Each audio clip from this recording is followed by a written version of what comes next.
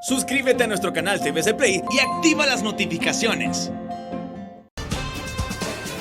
Buenos días. Mientras el mundo sigue cambiando. Tienen alerta. Con todo, gracias. Muy buenas tardes.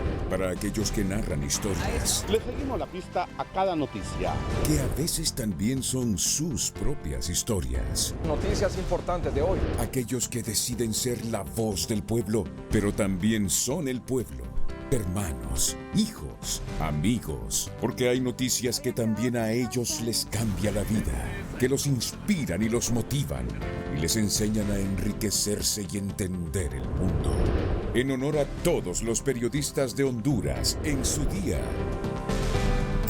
Esto es Lo Último en Noticias. Televidentes de Noticieros, hoy mismo en este momento nos encontramos en el barrio Las Flores en Villanueva Cortés, donde se ha reportado la muerte violenta de una persona que respondía al nombre de Jensen Gerardo Cuello, de 27 años de edad, y quien según sus familiares, quienes ya se han hecho presente al lugar, pues tenía 20 días de haber retornado al país desde los Estados Unidos, por lo que se encontraba pues con su familia aquí en este lugar, pero lamentablemente ha fallecido de varios impactos de bala y ha muerto al instante a manos de personas desconocidas. Hasta el lugar ya se han hecho presentes las autoridades policiales y se está a la espera de que llegue medicina forense para que realice el levantamiento cadavérico correspondiente. Esto es lo que informamos desde el barrio Las Flores en Villanueva Cortés. Muchas gracias, Alexa Mejía.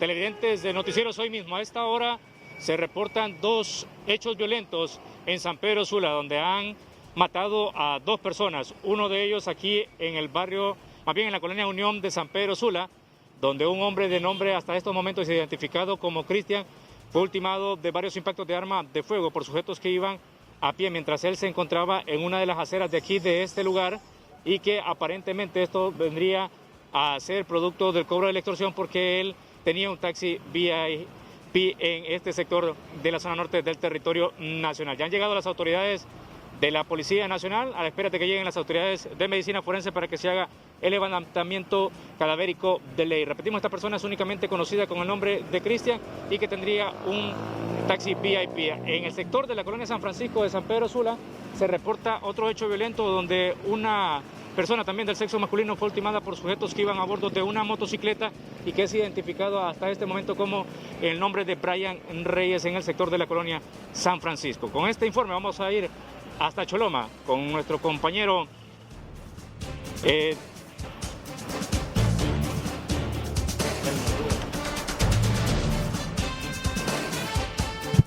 Muchísimas gracias, compañero Ronnie. Muy buenas tardes televidentes de Noticieros. Hoy mismo nos encontramos a esta hora de la tarde exactamente en la colonia 11 de abril, ubicada en el sector norte del municipio de Choloma, donde hace unos par de minutos lamentablemente han ultimado a balazos a un joven quien respondía al nombre, según versiones por parte de los familiares que han llegado al propio lugar de los hechos, de Alexander Ramírez, quien murió a consecuencia de varias heridas de arma de fuego ya en el propio lugar de los hechos. O sea, en la escena se encuentran ya los miembros de la Policía Nacional y la Policía Militar del Orden Público, quienes han acordonado lo que es el área a espera de las mismas autoridades de la Dirección Policial de Investigación y Medicina Forense y Ministerio Público para poder realizar el respectivo levantamiento del cuerpo del joven Alexander Ramírez.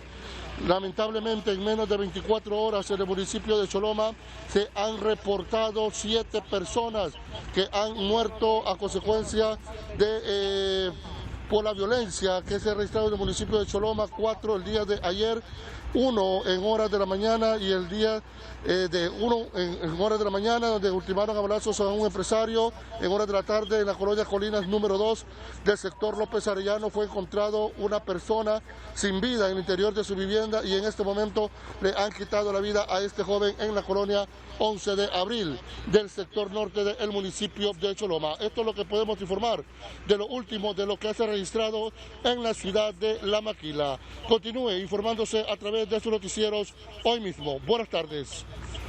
La sección de salud es presentada por Sucrol Tabletas, que ayuda a mejorar su atención. Sucrol Tabletas. Muy buenas tardes a todo el pueblo hondureño. La región sanitaria de salud de la zona oriental trabaja en los listados para periodistas, comunicadores sociales y locutores de manera que se puedan inmunizar contra el COVID-19. Escuchemos al doctor Marvin Ordóñez. La región sanitaria pues está obteniendo todos los listados que corresponden, así como está el lineamiento establecido por la Secretaría de Salud a través del programa de inmunización PAI. Reconocemos que existen periodistas independientes y periodistas de otros departamentos, de otros municipios que pertenecen al departamento del Paraíso, y nosotros queremos garantizar todo este proceso sea para solicitar la vacuna de acuerdo al listado oficial de que ellos nos puedan presentar para nosotros empezar el proceso de inmunización a través de la región sanitaria a todo este gremio que es importante y la celebración de su día. Y que es muy riesgoso el tema del periodista, también está en primera línea siempre Marvin, el tema de informando a nivel nacional. Tenemos el deceso de compañeros. Sí, nosotros sabemos que todo el personal también queremos garantizar, hemos estado haciendo la lucha y las intervenciones, sabemos que el Seguro Social va a empezar a inmunizar gran parte del personal. Mayores de 60 años empezaron en Tegucigalpa el día de hoy, pues nosotros tenemos otros grupos que también queremos priorizar. Se espera que en los próximos días se pueda dar paso a la vacunación, ya que se está esperando lo que es la Sputnik V. Continuamos ahora con más información a través de su telenoticiero Hoy Mismo. La sección de salud fue presentada por Sucrol Tabletas, que ayuda a mejorar su atención. Sucrol Tabletas. La noticia positiva es presentada por Reasa. El nuevo Volkswagen Teramón llegó. Reserva el tuyo ahora. Muchas gracias, es un gusto saludarles. Más temprano hemos conversado con el ingeniero Oscar Fiallos, coordinador de los talleres Codemusba aquí en Santa Bárbara, quien nos ha manifestado que se ha capacitado a un grupo de jóvenes emprendedores de este sector en la temática de marketing digital. Lo escuchamos aquí en Noticieros Hoy Mismo. Gracias, Alexis, por este espacio para Hoy Mismo. Como usted lo ha dicho, la Escuela Taller pues es una institución que vela por los intereses de cada uno de nuestros egresados. Este día pues estamos desarrollando una capacitación en marketing digital porque sabemos que la pandemia vino a golpear mucho el desempleo de nuestros egresados, pero también vino a ser los emprendedores. Entonces hoy este día estamos mejorando las habilidades de ventas por las redes sociales gracias a la CONEANFO y la Cooperación Española. ¿Cuál es el tema principal que están tocando con él? Este día pues sería maximizar las ventas en marketing digital directamente en redes sociales como Instagram, Facebook y WhatsApp, ¿verdad? También están utilizando unas nuevas plataformas como Canva para mejorar la edición de cada uno de los productos y ventas que ellos ofrecen. ¿Cuántos jóvenes y de qué municipios? Pues este día contamos con la presencia activa de 21 jóvenes procedentes de los municipios de Santa Bárbara, Ilama, Concepción del Sur y Las Vegas, Alexis. Quiero comentarles que el ingeniero Oscar Fiallos nos ha manifestado que fueron varios jóvenes de diversos municipios de este departamento de Santa Bárbara que se han capacitado. Yo soy Orellana en cámaras, en este informe de Alexis Gutiérrez para Noticieros Hoy Mismo. La noticia positiva fue presentada por Reasa. El nuevo Volkswagen Teramón llegó. Reserva el tuyo ahora. Gracias, Alexis, desde Santa Bárbara. Bueno, aquí en Choluteca vamos a ir con nuestras informaciones, pero antes, hoy 5 de mayo, Día del Periodista, quiero saludar a colegas periodistas del Noticiero Hoy Mismo y Televicentro. Y aquí en Choluteca, pues a Karen Sauceda, quien ha sido acreedora al premio del Congreso Nacional, y a Carol Ivette Andino por parte de la municipalidad, será premiada aquí en Choluteca.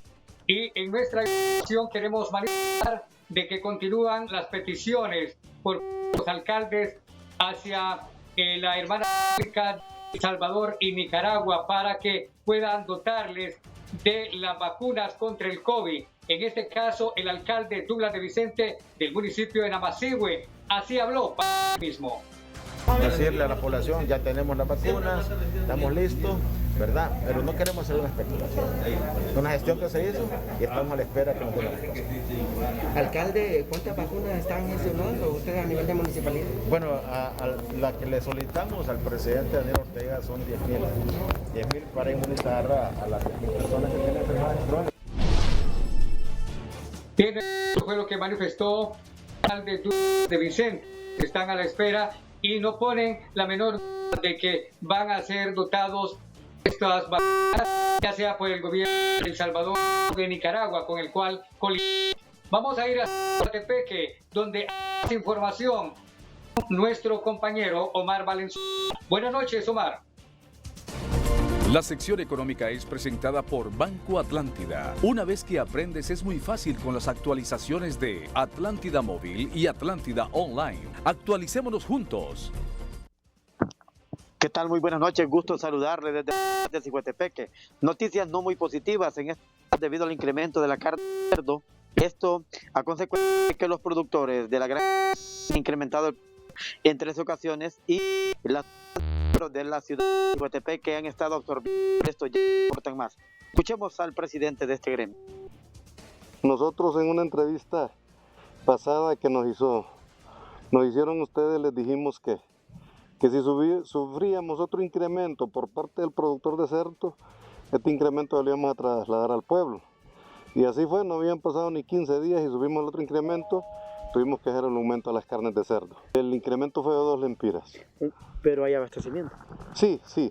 Ahorita es que cuando vienen los desabastecimientos de producto en las carnes porcinas, solo es en diciembre y enero. Ya para estas fechas el productor tiene las granjas saturadas de cerdo. Mire, donde no han que están más incrementos, por eso trasladan al consumidor final. Tiene que la ciudad La sección económica fue presentada por Banco Atlántida. Descarga o actualiza Atlántida Móvil para que realices tus transacciones con la misma confianza y seguridad. Buenas tardes, Honduras. Es un gusto saludarles de la novia de Honduras. Pues bueno, lamentablemente se reporta la muerte violenta de una persona del sexo masculino. El clase 3, Marco Antonio López, da los detalles. Buenas tardes. Muy buenas tardes. Así es, la Policía Nacional fue alertada que en el sector conocido como la invasión Ceiba Atlántida, pues yacía una persona sin vida. Inmediatamente pues llegaron varias patrullas y se pudo establecer el nombre de Manuel de Jesús Alonso López, de 46 años de edad, el cual fallece a raíz de varias heridas provocadas por arma de fuego. Ya la Policía Nacional de Investigación y la Dirección de Inteligencia pues ya tienen avanzado el caso de los supuestos responsables. ¿Equipos ya en el lugar? Equipos ya en el lugar, ya hay identificación, un sujeto que se transportaba en una motocicleta, el cual pues ahí inician las líneas de investigación a seguir. Ya repito, ya están avanzadas las investigaciones para dar captura al supuesto responsable. Muchísimas gracias, el portavoz de la ODEP número 1 sobre este lamentable hecho violento en la ciudad de La Ceiba. Vamos a una pausa comercial, luego más información aquí en su noticiero Hoy Mismo. Y estos son titulares de otras noticias importantes de hoy. Los titulares son presentados por Banpaís. Disfruta todo lo bueno en cuotas a 0% de interés con tus tarjetas de crédito Banpaís. Aumenta malestar por aprobación en el Congreso Nacional de Reforma que otorga más incentivos fiscales a la sede. Naciones Unidas hace fuerte llamado a políticos para que aprueben y garanticen reglas claras para las elecciones presidenciales de noviembre. Una clara ley electoral, una clara ley procesal electoral. Se requiere un presupuesto ya, no mañana, ayer, para los órganos electorales, para que puedan poner en marcha y asegurar directamente el trabajo que tienen que hacer. Al fin habilitaron hoy el tercer triaje en el Boulevard del Norte en San Pedro Sula. Periodista de generaciones, Mario Hernán Ramírez, recibe del Colegio de Periodistas de Honduras el premio Álvaro Contreras 2021. Se retiran de salas de atención médicos en posgrado en pediatría del Hospital Mario Catarino Rivas y del Seguro Social. Triajes en la capital tienen 5 semanas de no tener pruebas rápidas. Los titulares fueron presentados por Banpaís. Disfruta todo lo bueno en cuotas a 0% de interés con tus tarjetas de crédito Banpaís. Este es su noticiero Hoy Mismo con Edgardo Melgar. En el Congreso Nacional hace unos minutos se ha concluido la discusión y finalmente la aprobación de la nueva ley electoral. Nos atiende unos minutos el presidente del Congreso Nacional, el doctor Mauricio Oliva. Doctor, buenas noches. Muy buenas noches, licenciado Carlos Vergara. Muy amable de su parte invitarnos a su distinguido programa. Muchas gracias. ¿Podría darnos, por favor, la confirmación de esta noticia? Sí, hoy, finalmente, después de un largo peregrinaje, hemos logrado todas las fuerzas políticas más importantes del Congreso Nacional de la República. Digo importante porque esto es correlación de fuerzas, con un promedio que osciló entre 107 y 112 votos, aprobar una nueva normativa electoral. ¿Y cuál diría usted que es el punto más importante que nos va a traer en cuanto a transparencia, en cuanto a claridad de reglas del juego para las próximas elecciones generales del 28 de noviembre? Esta nueva ley electoral. La ley hay que verla de manera integral, pero como usted dice, de la discusión de la misma sobresalieron algunas aristas que había que limar con mucha delicadeza y con mucha paciencia. Una de ellas era la integración de las mesas electorales, el financiamiento de las campañas y de los partidos políticos, evitar el transfugismo electoral, un nuevo mecanismo de selección más equitativo y justo de los diputados al Parlamento centroamericano, la sustitución en casos de fallecimiento de algún diputado en el ejercicio de la misma o por renuncia de lo mismo, como lo que hemos visto recientemente con la pandemia de COVID, que murieron varios diputados y dejó en precario algunos partidos políticos que no pudieron sustituirlos. También el adecuado financiamiento para que el Consejo Nacional pueda aplicar adecuadamente esta ley, el adecuado financiamiento para que haya un sistema de transmisión de datos rápido que pueda que sea confiable, que sea transparente, de forma tal que tengamos certidumbre de los resultados a corto plazo, por lo menos en el nivel presidencial, que es el más decisivo, en tempranas horas de la noche del día de las elecciones o en el día siguiente. Honduras no, después de las experiencias vividas, necesita tener esa satisfacción.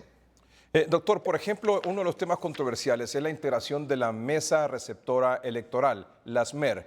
Y el artículo 46 de esta nueva ley electoral establece que las juntas receptoras de votos en elecciones generales estarán integradas por 5 miembros propietarios con voz y voto y sus respectivos suplentes designados por los partidos políticos. La asignación de cada uno de los cargos de la junta receptora se determinará de la siguiente manera: un presidente, un secretario, un escrutador, asignados de manera equitativa a los 3 partidos políticos más votados en el nivel presidencial en la última elección primaria en base a la propuesta de los mismos, y 2 vocales nombrados por el Consejo Nacional Electoral a propuesta de los demás partidos políticos en contienda, los cuales serán designados por rotación, iniciando con los partidos de mayor antigüedad en la totalidad de las juntas receptoras de votos del país. Es decir, con la aprobación de este artículo, de esta nueva ley electoral, ya no se tendrá, como se tenía previsto para estas próximas elecciones del 28 de noviembre, representantes propietarios 14 y representantes suplentes 14, es decir, 28 personas representando cada una a un propietario suplente a un partido político. Efectivamente, así es. Inicialmente, con la compañía de la Organización de Estados Americanos, hicimos un diagnóstico preliminar. Y si una cosa nos dimos cuenta es que los partidos políticos nunca quisimos, porque no podemos excluirnos de ahí nosotros, que hubiese una representación cogerlo de manera aleatoria, lo que nosotros llamamos la ciudadanización de las mesas. Entonces nos fuimos por la vía de la representación de los partidos políticos. Y aquí la fórmula que encontramos, que fue la más consensuada, fue que los partidos que históricamente en la última elección habían tenido mayor representatividad en las urnas, los mayoritarios, pudiesen integrar las mesas electorales y que de manera aleatoria se buscara por orden de antigüedad que los otros 11 partidos pudieran estar representados con 2 representantes en la misma. ¿Qué antecedentes históricos hay? Antecedentes históricos que partidos políticos que confesaron no poder tener la capacidad de llenar las 18.400 mesas receptoras de votos y que devolvieron las credenciales. Además, su caudal electoral demostraba en las urnas no reflejó ni siquiera los 18.000 votos. Pero la ley también lleva implícito el hecho de favorecer las mayorías como, uno, permitiéndole la supervivencia del partido político con el 2% de los votos emitidos en el nivel presidencial, obteniendo un diputado, obteniendo un alcalde, y además prevé financiamiento que puede andar en el orden del 10% de la deuda política del partido que más votos recogió para funciones específicamente de capacitación y de formación política previo al proceso electoral, y que obviamente tiene que existir ese mecanismo de transparencia y rendición de cuentas que obligue a que el Consejo Nacional Electoral exija una liquidación de esos fondos. Además, quedó como regla general que se va a pagar directamente proporcional voto emitido, voto pagado, como decimos coloquialmente.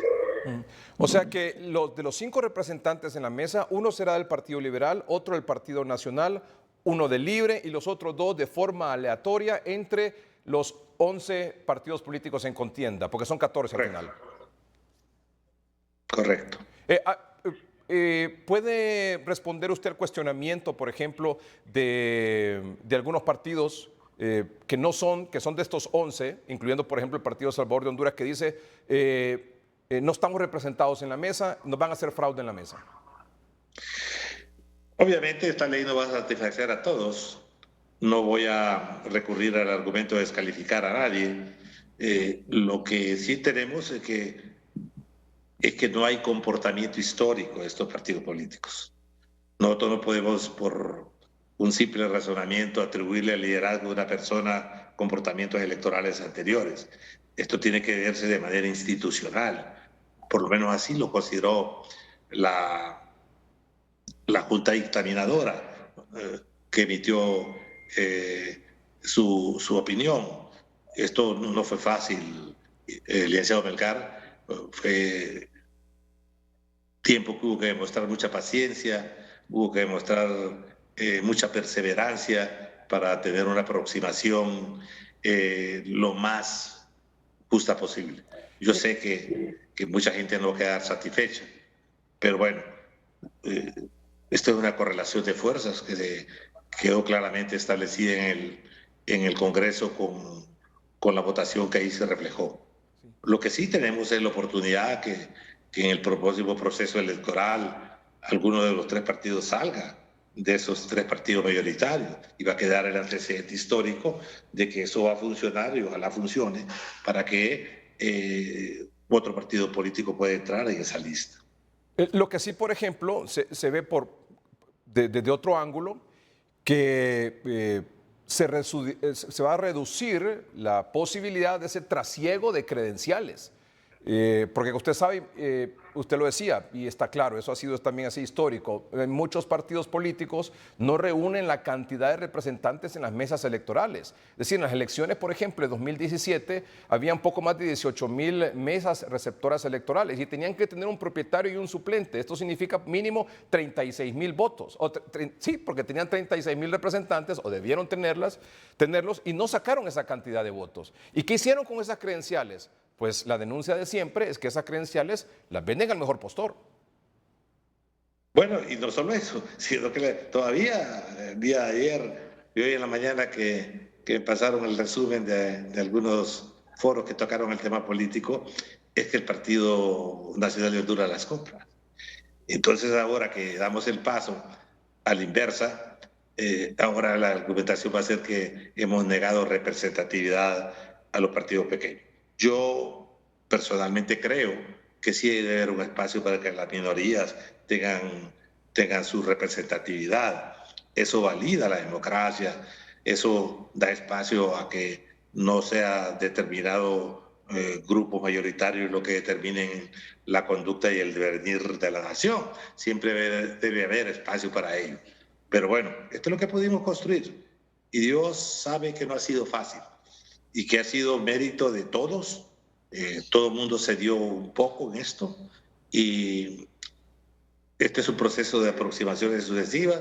Yo creo que quizás la mayor ganancia en términos generales de esto ha sido que hemos logrado restaurar algún grado de confianza entre las fuerzas políticas mayoritarias del país para seguir platicando.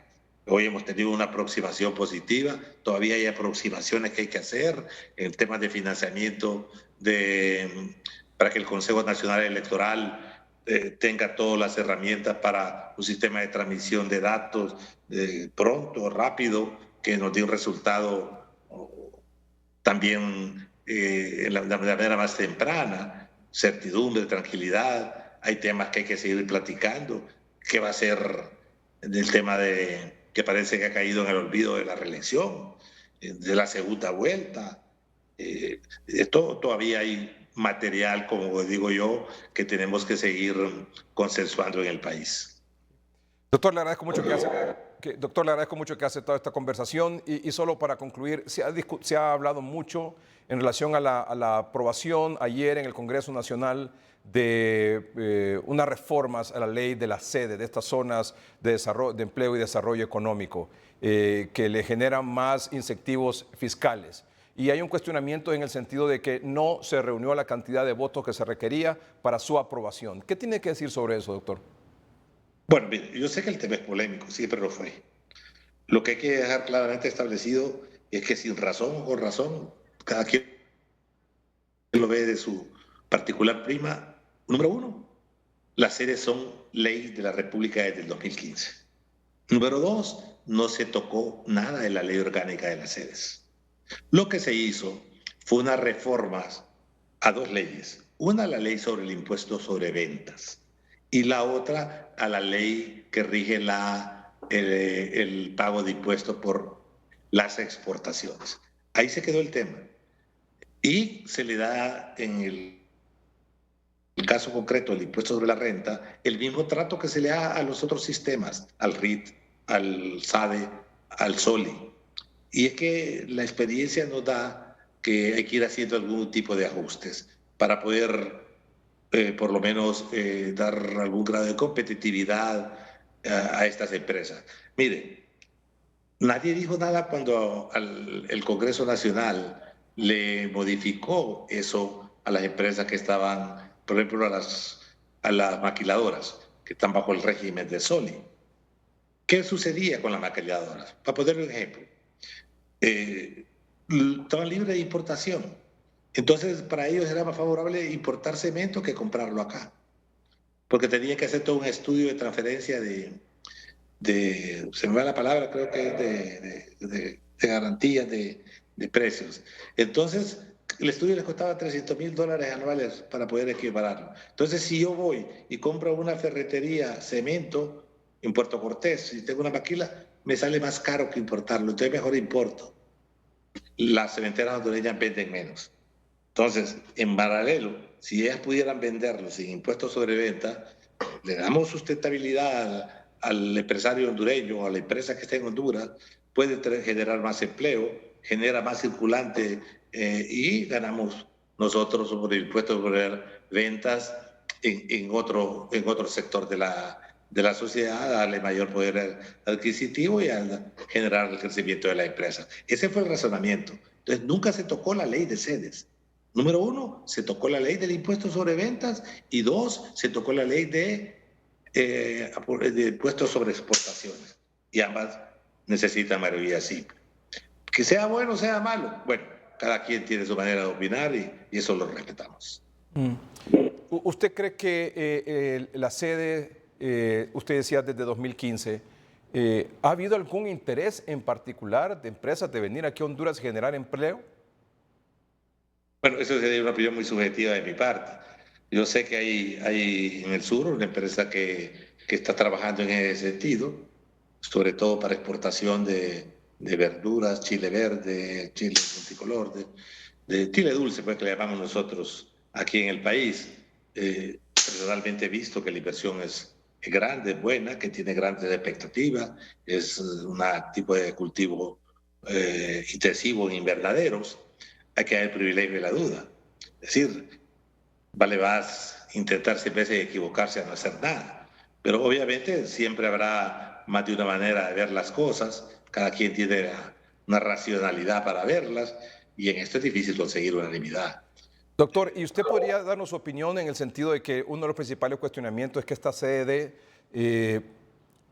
se blinda en función del alcance que deba o debe tener la justicia hondureña, las leyes hondureñas, por ejemplo, el Poder Judicial hondureño, que va a servir, por ejemplo, para refugio de narcotraficantes hondureños para que no sean extraditados, para refugio de delincuentes, porque no va a tener su propia legislación y su propio Poder Judicial? ¿Es cierto esto? ¿Qué puede decir?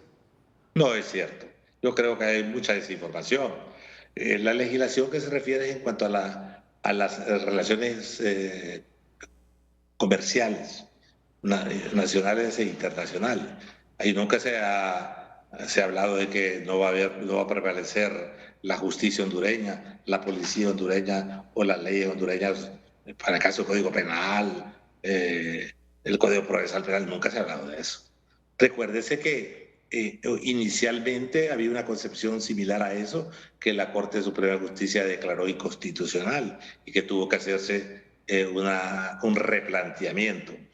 Yo no soy especialista en la materia, tengo que reconocerlo, pero yo sí creo que hay mucho de desinformación. Y aquí hay un juego como del gato y el ratón, ¿va? Unos que se disparan hablando más de la cuenta, otros que se callan y los dejan que caigan en la trampa para después revertir eso. Y entonces en esto hay que tener mucho equilibrio, mucha paciencia, mucha objetividad. Al final de cuentas, lo que creo que debemos de sentarnos, valorar las cosas, darle el privilegio de la duda, pero aquí hay unos que son los que más critican, no siembran un tomate, no venden una camiseta, pero son expertos en el tema. Quisiera nada más, un par de minutos nada más, quisiera que escuchara lo que dijo hoy en el noticiero Hoy Mismo al mediodía, la representante de la Organización de Naciones Unidas, representante residente de Naciones Unidas, precisamente cuando fue consultada sobre el tema de las sedes. Dura un par de minutos nada más para que luego nos dé su opinión sobre el particular, por favor. Hemos tenido varias conversaciones con algunos de los grupos alrededor de los grupos que están luchando contra esta propuesta, que ahora, como sabemos, ya una ley. Hemos tenido varias conversaciones, nos preocupan una serie de elementos alrededor de esto. Estamos finalizando una posición más específica al interno del sistema de las Naciones Unidas, pero estamos teniendo diálogo, ¿sí?, con diferentes actores, con diferentes grupos organizados alrededor de esto. Nos preocupa, en particular, naturalmente, alrededor del rol del Estado de proteger los derechos de las personas y nos preocupan algunos elementos alrededor de esto. Entonces sí puedo indicar inicialmente una preocupación alrededor de algunos de los temas, pero naturalmente también clarificando que estamos revisando los detalles.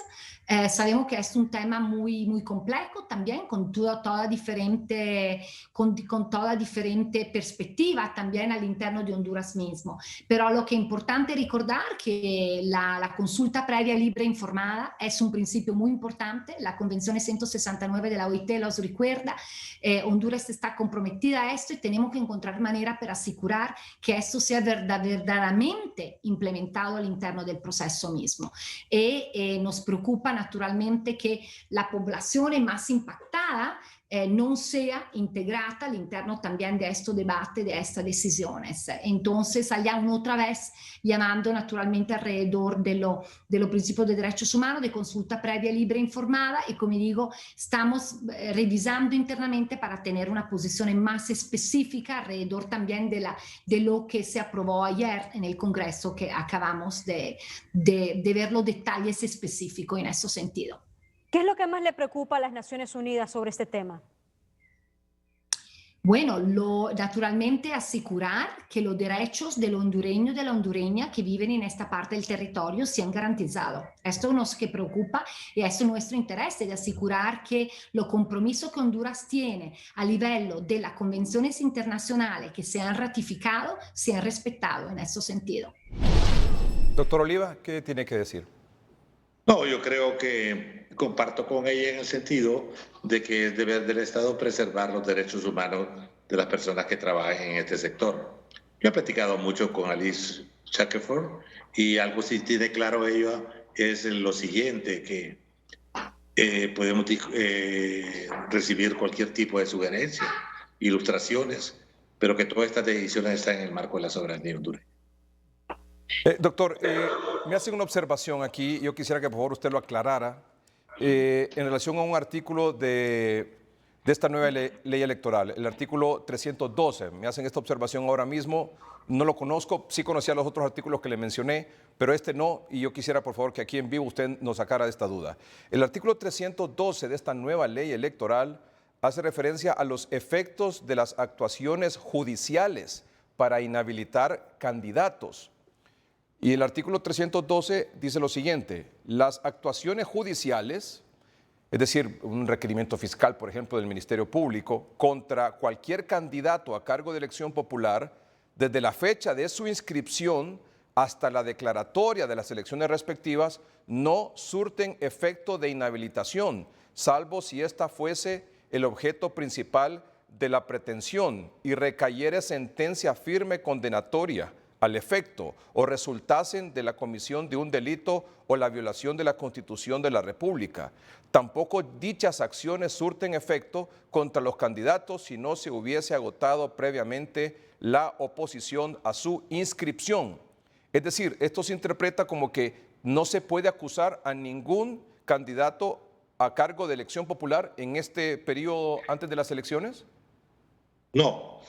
Por lo menos como yo lo entiendo, es que no puede ser inhabilitado de tal aspiración mientras no exista sentencia firme. Mire, yo sé que usted es mucho más joven que yo y en un tiempo se usaba ese estilo en la política de Honduras, los años 60, los años 70. Alguien que decía candidato decía, usaban el término coloquial, hay que procesarlo, decía. Se levantaba cualquier tipo de pretexto, difamación, cualquier delito. Entonces, como estaba, se le abría un proceso judicial que en aquel tiempo era inquisitivo. O sea, uno tendría que demostrar que tenía 7 días para demostrar que era inocente, o por lo menos que había indicios racionales de inocencia, era motivo de inhabilitación política. Ahora, muchos políticos es objeto de algún tipo de señalamiento mediático o algo por el estilo. Entonces, ahí dice que si es evidente y hay suficiente sustentación, eso no impide que el proceso se dé. Lo que no puede ser es inhabilitado del cargo mientras no haya sentencia firme o evidencia de un juez de suspenderle sus garantías. Vamos a ver, dice, la elección popular, las actuaciones judiciales contra cualquier candidato a cargo de elección popular desde la fecha de su inscripción hasta la declaratoria de las elecciones respectivas no surten efecto de inhabilitación, salvo si ésta fuese el objeto principal de la pretensión y recayere sentencia firme condenatoria al efecto o resultasen de la comisión de un delito o la violación de la Constitución de la República. Es decir, por ejemplo, algún candidato a cargo de elección popular no puede ser acusado por lavado de activos, o puede ser acusado de lavado de activos, o puede ser acusado de narcotráfico, por ejemplo, y sin embargo no queda inhabilitado sino hasta que tenga una sentencia condenatoria firme. Yo lo entendería así. Como le digo, no soy experto en la materia, pero creo que el objeto del legislador, el motivo del legislador aquí es precisamente el que alguien amparado en ese hecho tenga como fin fundamental impedir la participación del candidato, aunque este fuese inocente. ¿Y si no lo fuese? Pues la ley lo contempla claro. Si hay algo, y aquí es la decisión del juez. Es decir, si alguien le pega un tiro en la calle, en pleno público, ahí no necesita ni condenarlo, porque hay evidencia racional de que cometió el delito y con pruebas sustanciales para que se le puedan restringir sus garantías mientras es juzgado. Bueno, como usted decía hace unos minutos, el tema de la ley electoral, el tema de las sedes, da mucho que discutir, son temas realmente polémicos y todos y cada quien tienen sus propias interpretaciones, ¿verdad? Es correcto. Porque hay quienes pueden interpretar este artículo diferente a usted, sino que lo pueden interpretar como una protección a una persona que comete un delito y que si no tiene sentencia condenatoria firme puede estar acusado ahí y sin embargo puede llegar a ser presidente. ¿Correcto? Eso es al lado de la moneda. Muchas gracias, doctor. Muy amable. A usted. Gracias, doctor Mauricio Oliva, presidente del Congreso Nacional. Tal como lo habían anunciado, médicos en posgrado en pediatría del Hospital Mario Catarino Rivas y el Instituto Hondureño de Seguridad Social abandonaron hoy las salas de atención porque no les nombran un coordinador.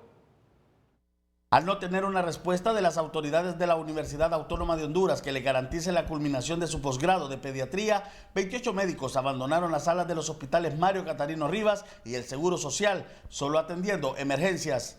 Ayer tuvimos un primer acercamiento con las autoridades del Valle de Sula, el cual no pudimos llegar a un acuerdo favorable para el posgrado de pediatría, no para nosotros, es para el posgrado de pediatría, porque hay que recalcar que nosotros nos estamos formando profesionalmente para poder atender con calidad a los niños de la zona norte, por lo cual nosotros exigimos que se nos nombre un coordinador y que en sí la universidad se encargue de brindar una academia de calidad para nosotros poder salir ya graduados como médicos profesionales.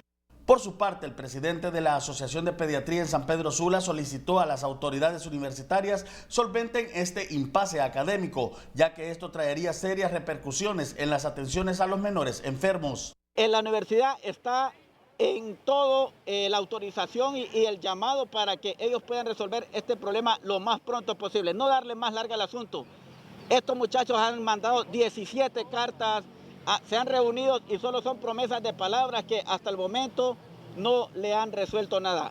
Repercute grandemente en la atención de nuestros niños. Los médicos que están en el posgrado de pediatría advirtieron que no regresarán a sus actividades de atenciones en estos sanatorios mientras no tengan una respuesta positiva. José Luis Herrera, Noticieros Hoy Mismo.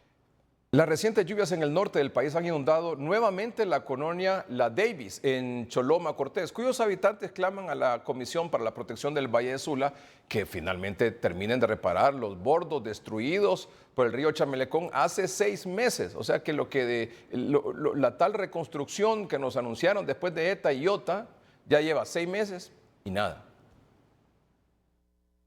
Sin bordos en el río Chamelecón, los habitantes de La Davis volvieron a recordar la tragedia de ETA y IOTA al quedar inundados por la reciente lluvia, situación que no los deja dormir por las noches. Aquí estamos, que no podemos dormir bien, pues porque como la tormenta de la semana pasada, esa tormenta, como le digo, inundó mi casa y nosotros pensábamos que era el río que estaba tirando nuevamente. O sea que ya cuando empieza a llover, ya nosotros no pegamos el ojo.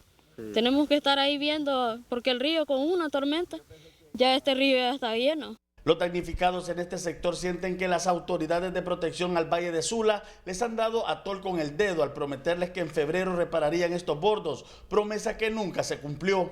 Primero tenemos que darle prioridad a los bordos de Lulúa, porque si a Lulúa no le hacemos los bordos de contención, de nada sirve que a nosotros se nos hagan los bordos de contención si allá no le damos prioridad.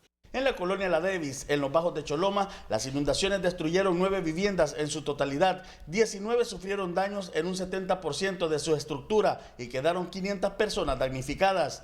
José Luis Herrera, Noticieros Hoy Mismo. Las noticias cortas son presentadas por Diunsa. Llegó la gran liquidación por cambio de temporada, hasta un 50% de descuento. En la colonia López Arellano de Choloma, Cortés, murió acribillado un comerciante propietario de 2 reconocidos restaurantes. Taxistas de Tela se tomaron la carretera CA13 protestando para que las autoridades no permitan el ingreso ni la puesta en funcionamiento de los taxis VIP. Pobladores del municipio de La Campa en Lempira exigieron la pavimentación de la carretera que comunica ese sector turístico con la ciudad de Gracias. Marlon Reyes, Noticieros Hoy Mismo. Las noticias cortas fueron presentadas por Diunsa. Llegó la gran liquidación por cambio de temporada hasta un 50% de descuento. 204,000 dosis de la vacuna AstraZeneca adquiridas y, negociadas desde agosto del año pasado, adquiridas por el Instituto Hondureño de Seguridad Social a un buen precio, $4.13 la dosis. Es decir, sale a $8.26 la vacuna de AstraZeneca, que fue negociada en agosto del año pasado y gracias a esa negociación temprana se logró ese precio, no como la Sputnik, que ahora la compran a $10 la dosis, es decir, $20 la dosis, más del doble de lo que se pagó por la AstraZeneca el año pasado por el Seguro Social con el aval del Consejo Hondureño de la Empresa Privada. Pues bien, llegaron el primer lote de AstraZeneca en una cantidad de 204,000 dosis y ya se han comenzado a aplicar. Hoy se inició con la vacunación para grupos vulnerables de asegurados directos del Seguro Social. En la Universidad Autónoma inició con jubilados del Seguro Social y del Citrauna. Es la primera y me siento muy optimista, muy contenta, confiando en Dios, confiando en la ciencia, que vamos a salir de esta pandemia que nos tiene de rodillas. En la Universidad Pedagógica Francisco Morazán se generó una gran aglomeración de jubilados de INJUPEN, lo que generó molestia en los afiliados. Porque es una ineptitud de parte, no hay un orden. Ellos están diciendo qué horas son, están llamando, qué horas son ahorita, son más de las 11. ¿Qué es lo que están haciendo? Llamando hasta ahorita a los de 10 y 2 minutos. ¿Qué quiere decir de que este es un orden? O allá solo tienen una persona adentro, o a saber qué es lo que está sucediendo. Misma situación se registró en la Universidad Tecnológica Centroamericana UNITEC, donde eran largas filas para vacunación. La Universidad Católica también fue otro de los puntos de vacunación para mayores de 18 a 59 años con enfermedades base. La cita era para las 9:30 y ahorita ya pues... 2 horas, digamos. 2 horas, así es. Es un proceso largo. Dime, sí, un proceso largo, pero ya llegamos y ya... evacuamos la situación. Estos 4 puntos contaban con vacunación peatonal y autoservicio y así se mantendrá por el resto de la semana. El Seguro Social habilitó la página web www.is.hn, sin embargo la página colapsa por algunas horas y no deja que los afiliados puedan realizar las citas, por lo que también se puso a disposición el número telefónico 2263-4647 para hacer las citas. Francis Espinal, Noticieros Hoy Mismo. Honduras continúa en el último lugar de Centroamérica en recibir vacunas contra el COVID-19, mientras El Salvador y Panamá hoy han recibido lotes de más de 90,000 dosis.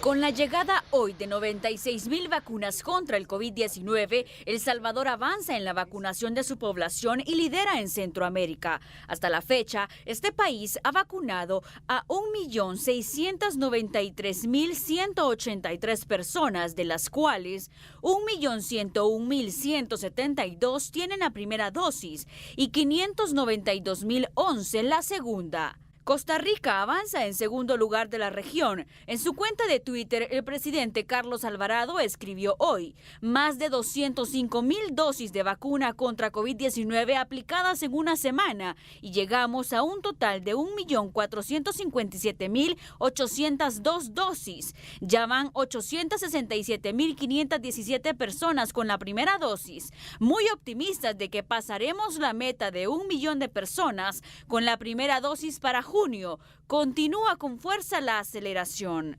Panamá recibió hoy un nuevo lote de vacunas de la farmacéutica Pfizer con 109,980 dosis, según escribió en su cuenta de Twitter el presidente Laurentino Cortizo. Según el programa ampliado de inmunización de Panamá, hasta el corte de ayer se han aplicado 953,508 dosis.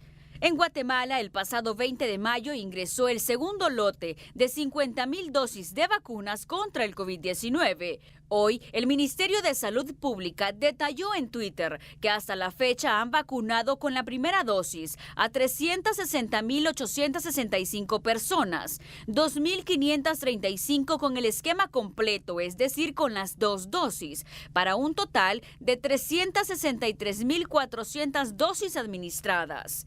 Y por último, Honduras solo ha recibido 526.600 dosis de vacuna contra el COVID-19. El último lote de 36.000 dosis ingresó ayer de la farmacéutica AstraZeneca para el Instituto Hondureño de Seguridad Social. En resumen, según refleja la gráfica de Efraín Farash, especialista en negocios, El Salvador ha recibido 2.791.480 dosis, Costa Rica 1.973.025 dosis, Panamá 1.404.970 dosis, Guatemala 658.200 dosis y Honduras 526.600 dosis. Evelyn Pérez, Noticieros Hoy Mismo.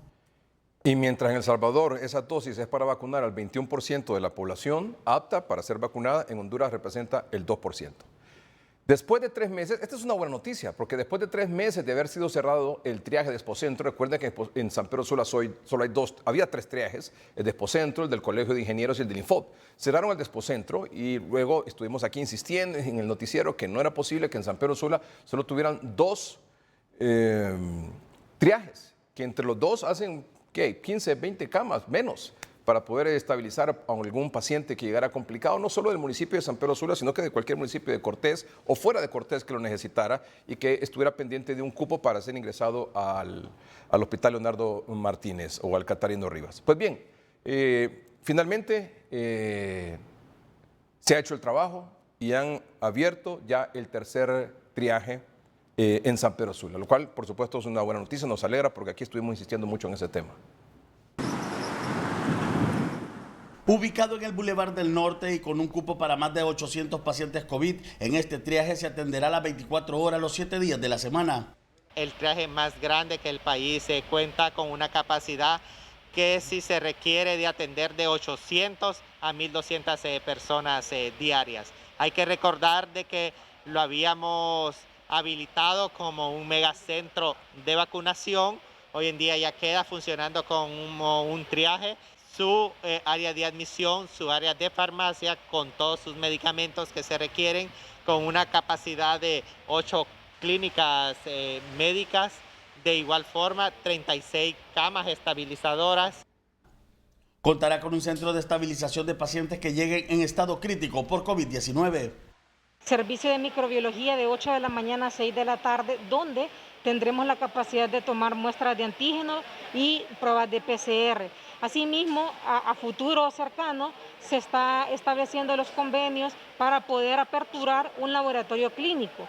Este laboratorio clínico será centralizado, donde trasladaremos las muestras de los otros centros de triaje para poder ser procesados en este recinto y así poder brindar la atención que la población necesita en este momento que estamos en pandemia. Actualmente la demanda en los triajes de San Pedro Sula es de 100 atenciones diarias. Con este nuevo triaje se espera que los pacientes de COVID-19 del Valle de Sula lleguen en un número mayor. José Luis Herrera, Noticieros Hoy Mismo. Muy bien, qué buena la noticia y apoyamos ese tipo de decisiones porque los triajes, al contrario, deben de cerrarse, obviamente, deben abrirse más triajes porque es la única contención que hay, porque ya no hay brigadas médicas. ¿Dónde va el paciente? Antes las brigadas médicas descubrían dónde estaba el virus y lo atendían y cercaban el barrio, la colonia, la casa, donde descubrían una persona con virus.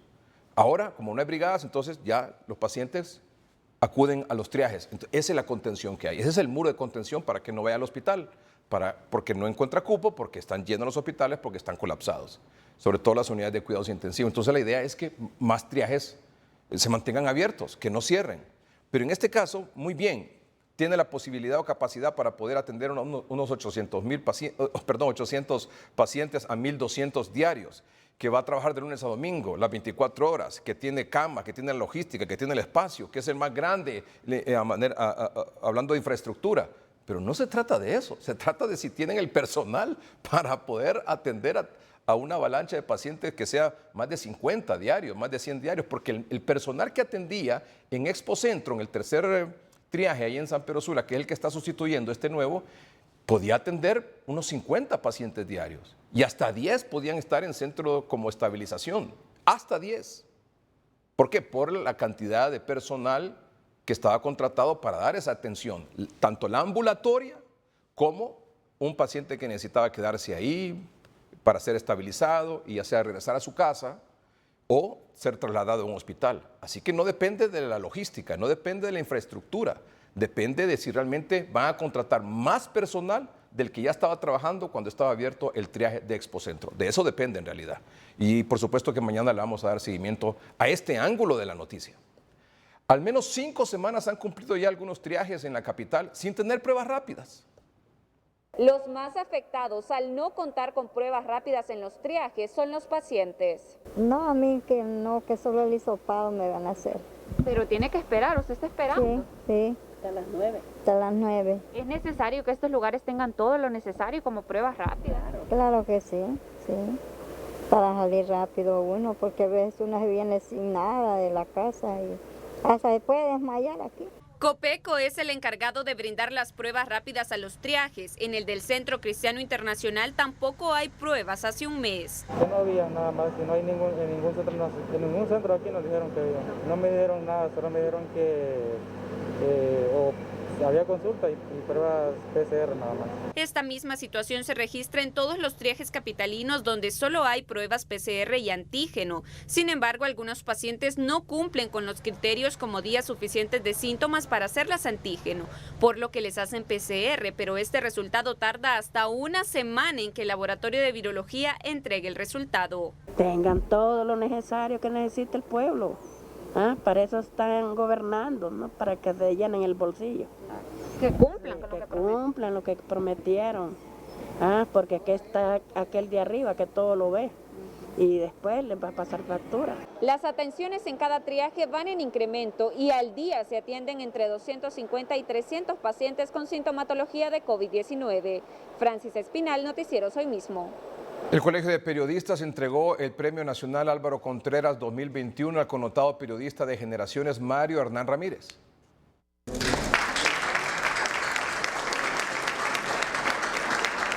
En la ceremonia, el galardón fue entregado por el presidente del Colegio de Periodistas, quien exaltó.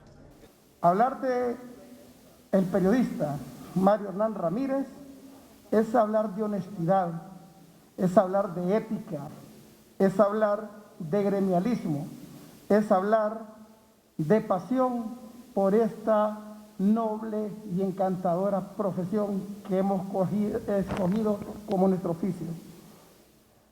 Por casi 7 décadas, distintas generaciones de hondureños se han informado a través de la pluma, a través de la voz, a través de la imagen de Mario Hernán Ramírez, con su periodismo serio, formal y objetivo.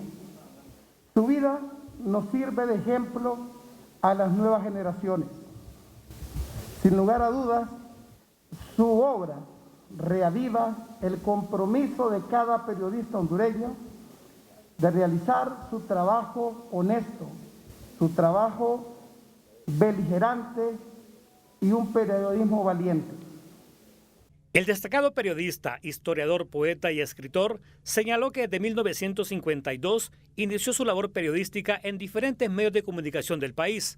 Es un premio que todos y todas los que ejercemos esta noble profesión lo anhelamos.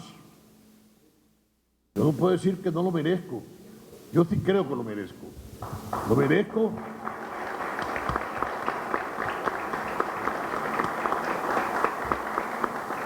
Lo merezco, decía, porque son casi 70 años de ejercicio. Lo merezco porque he trabajado en casi todos los medios de comunicación del país, los periódicos del siglo pasado y los del presente siglo también. Durante 40 años sostuve un radioperiódico, el cual tuve que dejar porque razones estrictamente de salud. En la ceremonia de premiación estuvieron presentes familiares, amigos y colegas del periodista Mario Hernán Ramírez, asimismo como los titulares de los 3 poderes del Estado. Flavio Pavón, Noticieros Hoy Mismo.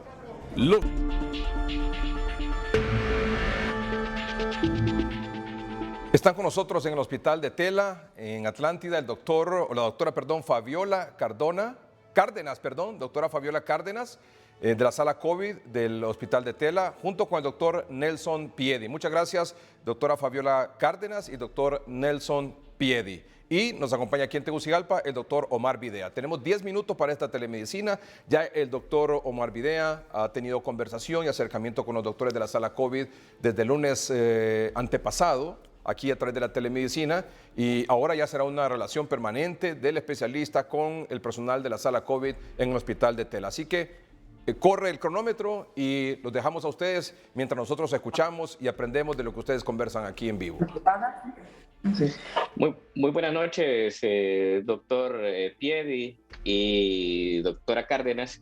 Vamos a iniciar esta consulta del día de hoy, esta comunicación de telemedicina. Doctor Piedi, me gustaría que en un minuto usted me pudiera contar cuál ha sido la evolución de la paciente que evaluamos y hemos dado seguimiento en la última semana. Era una paciente que estaba sumamente crítica, que presentamos, fue nuestra primera paciente del hospital de Tela integrado, donde era una persona que estaba ya prácticamente con el alto flujo al 100% y con una evolución muy complicada.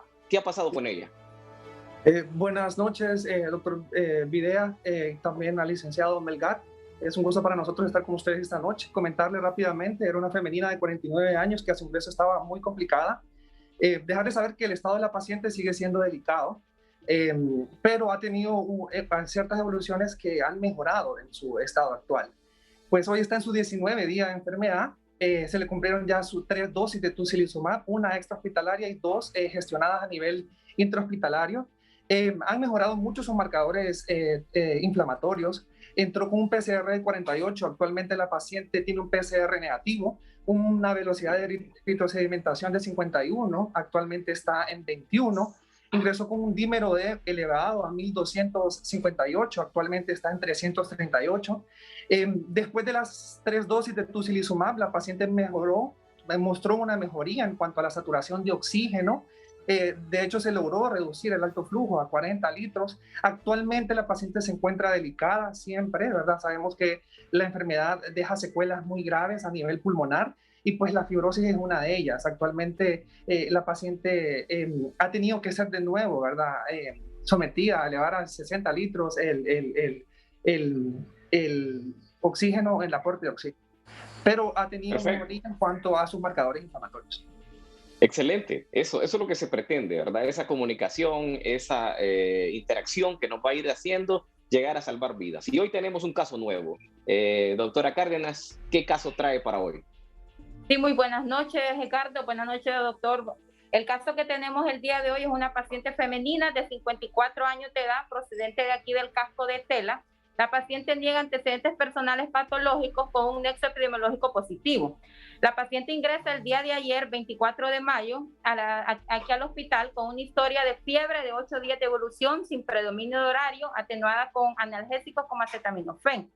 Al mismo tiempo de la fiebre refiere mialgias, artralgias, decaimiento, debilidad generalizada y una tos. La tos en los primeros días era una tos seca, que en los últimos 4 días se volvió una tos con expectoración de color verde.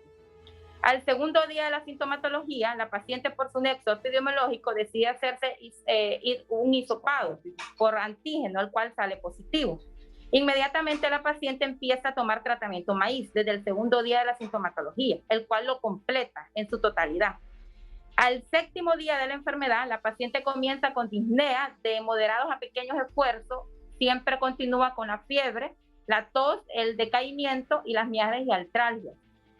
Por la misma disnea, le toman en su casa niveles de oxígeno, encontrando una oxigenación de 90 a 91. En algún momento descendió, se recuperó y el familiar inmediatamente decide traerla para el hospital. La paciente se recibe en el triaje del hospital, donde es evaluada e ingresada, y al momento del ingreso, la paciente se encuentra pues lúcida, consciente, orientada, Glasgow 15 de 15, una presión arterial de 120/70, una frecuencia cardíaca al momento del ingreso de 105, frecuencia respiratoria de 25, sin utilización de músculos accesorios a febril con una glucometría de 80. Ese fue el momento del ingreso.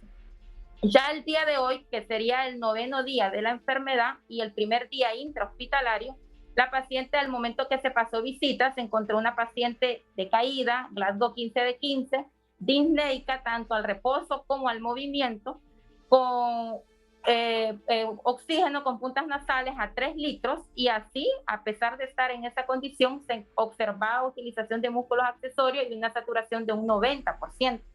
En el momento del pase de visita, la paciente refirió haber tenido evacuaciones diarreicas de 4 a 5 líquidas de moderada cantidad. En ese momento, por la situación de la paciente, durante el pase de visita se decide aumentarle el aporte de oxígeno a 5 litros, siempre con bigoteras nasales. La paciente no presentó ninguna mejoría, por lo que se cambió el aporte a mascarilla con reservorio a 10 litros, obteniendo una mejoría de un 96% en la saturación.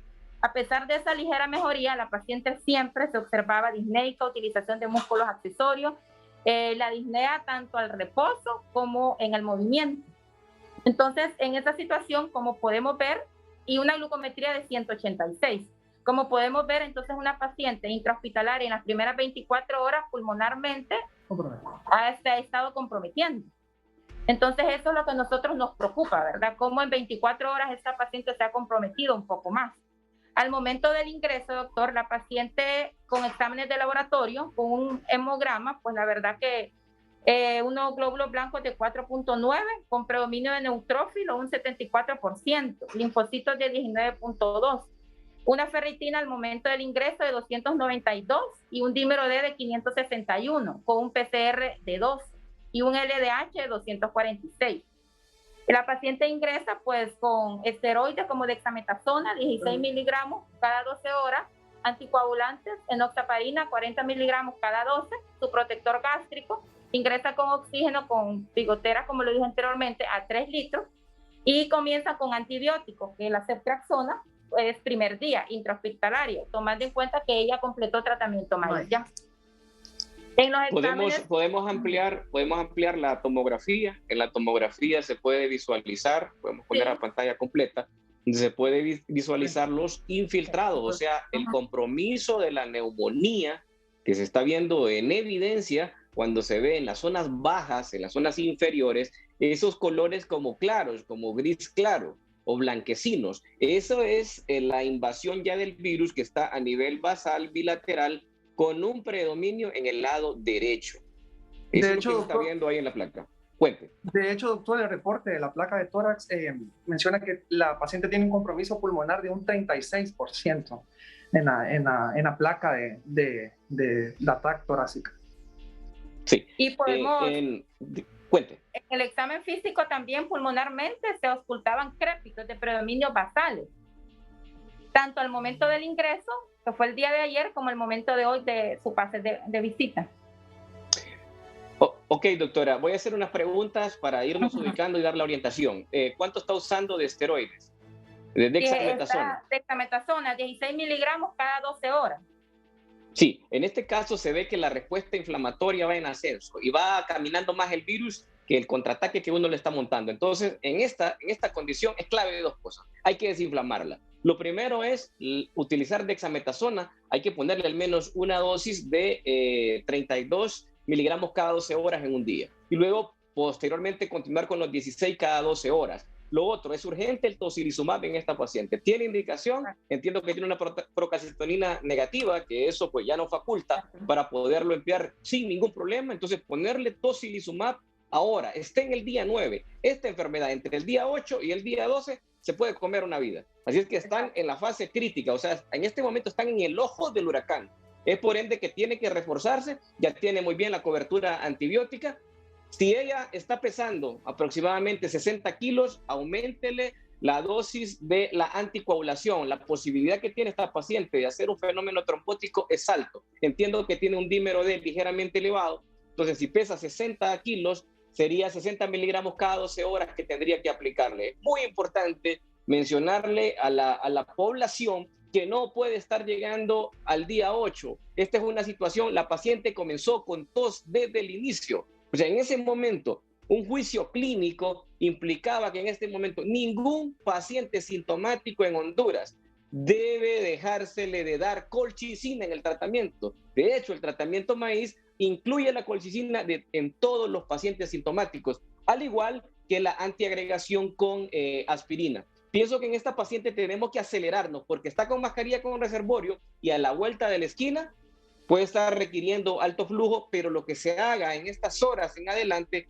va a ser fundamental para evitar que esa paciente evolucione.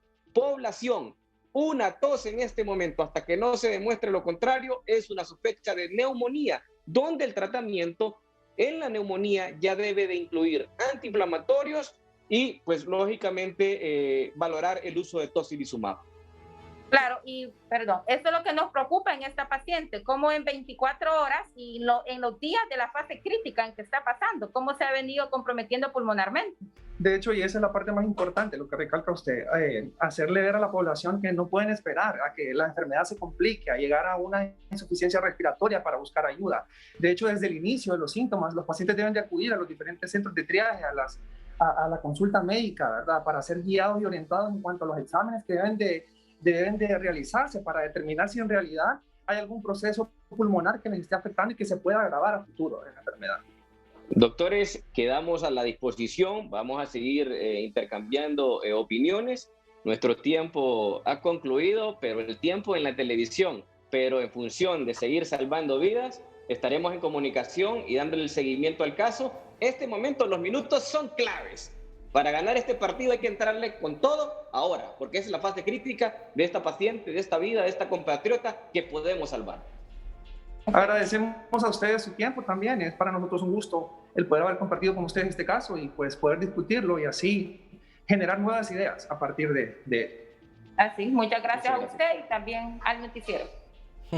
Muy bien, muchas gracias. Doctora Fabiola Cárdenas y el doctor Nelson Piedi de la sala COVID del Hospital Tela y al doctor Omar Videa por esta tremenda lección que nos han dado de telemedicina y este tremendo aporte del noticiero hoy mismo, gratuito, sin costo alguno, para apoyar al personal que está en el interior del país en la sala COVID. Ya ve usted, batiéndose con pacientes muy, pero muy complicados. Y este apoyo es con el objetivo de intentar, de contribuir a salvar vidas. Muchas gracias, doctores. Éxitos y gracias por todo lo que hacen.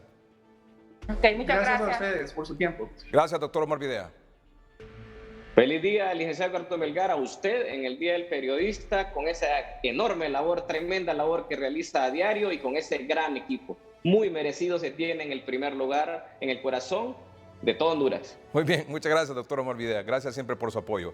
Muy bien, antes de concluir el noticiero, la Embajada de Estados Unidos en Honduras ha puesto en su cuenta de redes sociales un mensaje en relación a la aprobación de la nueva ley electoral.